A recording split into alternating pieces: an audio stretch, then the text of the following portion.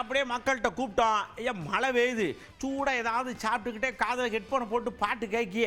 இந்த மழை நேரத்தில் உங்களுக்கு பிடிச்சமான மியூசிக் டைரக்டரோடைய பாட்டு என்னென்ன பாட்டு, அது யார் மியூசிக் போட்டது, அதெல்லாம் கொஞ்சம் சொல்லுங்கள். அப்படியே ஒருத்தர் கஷ்டப்பட்டு பாட்டு போட்டுதார், இன்னொருத்தர் படத்தில் லவக்குன்னு உள்ள சொருகி ஆட்டையை போட்டுறாரு. அவர் கோட்டு கேஸ் அது இதுன்னு ஏறி இறங்குதாரு.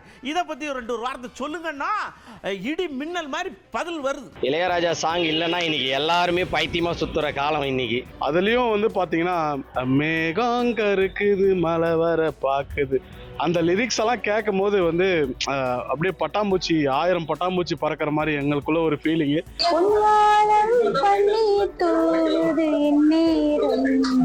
பொதுவா பாடல்கள்னாலே நம்ம மனதை வந்து சாந்தப்படுத்துறதுக்கும் அமைதிப்படுத்துறதுக்குமாக தான் நம்ம கேட்டுட்டு இருக்கோம். நான் அதிகமா லைக் பண்ணி பாக்குறேன். அந்திமலை பொழிகிறது ஒவ்வொரு துளியிலும் உண்மகம் தெரிகிறது, அந்த பாட்டு தாங்க கேட்பேன். பழைய தலைமுறையா இருந்தாலும் சரி, இந்த தலைமுறையா இருந்தாலும் சரி, எப்போதுமே இயற்கையோட கேட்கக்கூடிய பாடல் மரியாதைக்குரிய இளையராஜா அவருடைய பாடல் தான் கேட்க பிடிக்கும். மழை காலங்கள்ல நான் கேட்கிற பாட்டு வந்து மழை வருது மழை வருது கொடை கொண்டு வா, என் வானிலே ஒரே வெண்ணிலா.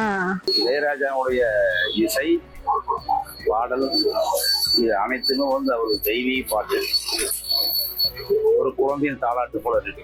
அவர் கஷ்டப்பட்டு உருவாக்கி ஒரு பொருளை உருவாக்கி கொண்டு வந்து நமக்கு தான் அதோடைய கொண்டு வரவருக்கு தான் அதோடைய கஷ்ட நஷ்டங்கள் தெரியும். அவர் வந்து காப்பிரிமை கேட்கிறாரு, ஒரு பங்கு கேட்கிறாரு, தாராளமா கொடுக்கலாம். புரியுற மாதிரி சொன்னா ஒரு குழந்தை பெத்தவங்க பேர் வச்சு கூப்பிட்டா தான் மற்றவங்க அதை வந்து கூப்பிட முடியும். அதே மாதிரி தான் அது தவறு. அவருடைய அனுமதி எல்லாம் ஒண்ணு பண்றது தவறு. இது தப்புங்க, அனுமதி எல்லாம் போடல தப்பு தான், அது தவறு. அவங்க சம்பந்தப்பட்ட ஒரு உரிமையான விஷயத்தை திருடுறதுன்றது ஒரு தவறான விஷயம்தான். அதை யூஸ் பண்ணக்கூடாது. அவரு பட்ட மற்றவங்க யூஸ் பண்ணக்கூடாது. அவரு யூஸ் பண்ணிக்கலாம், மற்றவங்க யூஸ் பண்ணக்கூடாது. அண்ணன் என்னடா தம்பி என்னடா அவசரமான உலகத்திலே ஆசை கொள்வதில் அர்த்தமில்லையே, காசில்லாதவன் உலகத்திலே.